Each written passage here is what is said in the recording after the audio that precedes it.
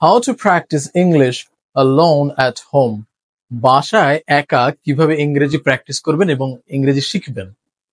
এখন আমাদের অনেকেরই কোনো টিচার নেই, কোচিং এ যায় না, প্র্যাকটিস করার মতো কোনো পার্টনার নেই। তার মানে কি আমরা ইংরেজি শিখবো না? অবশ্যই শিখবো। কিভাবে? একা একা বাসায় প্র্যাকটিস করে। আজকে এই ভিডিওতে মূলত ছোট করে এটাই বলার চেষ্টা করব যে আপনি কিভাবে কিংবা কোন কোন প্র্যাকটিস গুলো বাসায় করলে ইংরেজি শিখতে পারবেন এবং আপনি যদি একাও হন তাতেও কোনো সমস্যা নেই। প্রথম প্র্যাকটিস যেটা, এবং এটা আমার অনেক ভালো লাগে, আমি নিজেও করেছি বা এখনো করি, আমি অন্যান্য স্টুডেন্টদেরকেও করতে বলি এবং এটা নিয়ে আমার আলাদা একটা ভিডিও আছে। সেটা হলো ওয়াচ অ্যান্ড রিপিট। কোন একটা ইংরেজি ভিডিও দেখে আপনি সেটা বলার চেষ্টা করেন। আমার বাংলা ভিডিও কিন্তু না, তাই না? ইংরেজি যেহেতু শিখবে, ইংরেজি ভিডিও। কোন একটা ভিডিওতে যে কোনো কথা বলা হচ্ছে বা কোনো একজন মানুষ কথা বলছে, আপনি তাকে শুনে শুনে বলার চেষ্টা করবেন। ভিডিওতে একটা লাইন বললো, আপনি পজ করবেন, সেটা নিজে বলবেন, আবার প্লে করবেন, আবার সে কিছু একটা বলবে, আপনি শুনবেন, এরপর আবার পজ করে আপনি বলবেন। তো এইভাবে পজ করবেন, প্লে করবেন, পজ করবেন, প্লে করবেন, তার কাছ থেকে শুনে শুনে আপনি বলার চেষ্টা করবেন। এই প্র্যাকটিসটা সব থেকে বেশি ইফেক্টিভ ইংরেজি শেখার জন্য, শোনার জন্য এবং বলার জন্য। এই একই কাজ আপনি লিসেনিং এর সাথে সাথেও করতে পারেন। যে ভিডিও দেখতে হবে তাই না, কোনো ইংরেজি হয়তো শুনছেন, সেটার সাথে সাথে আপনি কথা বলতে পারেন। অনেক ইফেক্টিভ একটা প্র্যাকটিস আপনি যদি কথা বলা শুরু করতে চান সেই ক্ষেত্রেও। এখন আপনি যখন ইংরেজি প্র্যাকটিস করবেন, কিভাবে করবেন? যেহেতু একা কিভাবে প্র্যাকটিস করবেন বলছি, সেহেতু ভালো হয় আপনি যদি নিজের সাথে নিজে প্র্যাকটিস করেন। কিভাবে? B your own company, B your own partner. নিজেই নিজের পার্টনার হয়ে যান। আয়নার সামনে কথা বলতে পারেন। আপনি যখন আয়নার সামনে দাঁড়ান, তখন আয়নার সামনে যে মানুষটা থাকে সেটা আপনি নিজেই। আপনি আপনার নিজের সাথেই কথা বলতে পারেন। এবং আয়না ছাড়াও কথা বলা যায়, বাট আয়নাতে কথা বলে অনেক বেনিফিট আছে। প্রথম কথা, আপনার কমিউনিকেশন স্কিলও কিন্তু ভালো হয়ে যাবে।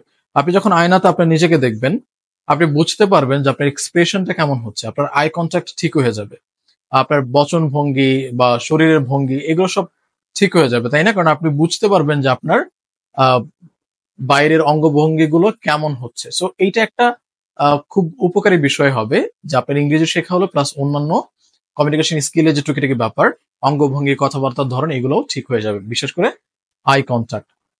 আবার আপনি চাইলে যখন ইংরেজি প্র্যাকটিস করছেন বা কথা বলছেন, রেকর্ডও করতে পারেন। রেকর্ড করে সেটাকে আবার শুনতে পারেন, ফাইন্ড আউট করতে পারেন যে কোথায় কোথায় আপনার ভুল হয়েছে। এখন অনেকে বলবেন যে ভাইয়া আমি তো নিজের ভুল নিজে ধরতে পারি না। সেক্ষেত্রে আমরা কিছু টুলস ইউজ করতে পারি যেগুলো আমাদের ফোনে আছে। যেমন আপনি গ্রামারলি ইউজ করতে পারেন, তাই না? গ্রামারলি তো আপনি ইউজ করলে ওইখানে লিখে দিলে সেগুলোর এরর চলে আসে। অনেকে যদি এটা না পারেন, মাইক্রোসফট ওয়ার্ড যারা ইউজ করেন, সেখানে আপনি কোনো কিছু লিখলে গ্রামাটিক্যাল এরর গুলো সেখানে দেখায়, আপনি সেগুলো দেখতে পারেন। কিংবা চ্যাট জিপিটি তো আছেই, তাই না? আপনি কথাও বলে যদি ওকে বলেন যে ভুলগুলো বলে দিতে, ও বলে দিবে, কিংবা আপনি লিখে দিলেও ও ভুলগুলো ফাইন্ড আউট করে দিবে। সো এই টুলস গুলো ইউজ করতে পারেন। আচ্ছা, এর বাইরেও আপনি যদি সুযোগ পান বা সময় পান, বই পড়ার চেষ্টা করেন।